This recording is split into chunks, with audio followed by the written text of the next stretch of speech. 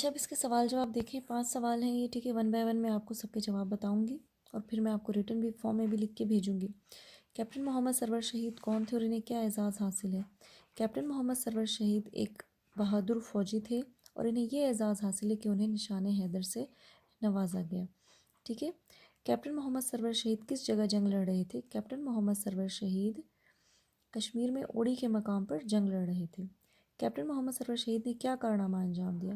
Captain Muhammad Sarwar شہید نے یہ کارنامہ انجام دیا کہ انہوں نے دشمن کی حدود کو پار کیا اور اپنی جان کی پرواہ نہ کرتے ہوئے بھی بہادری سے دشمن کا مقابلہ کیا۔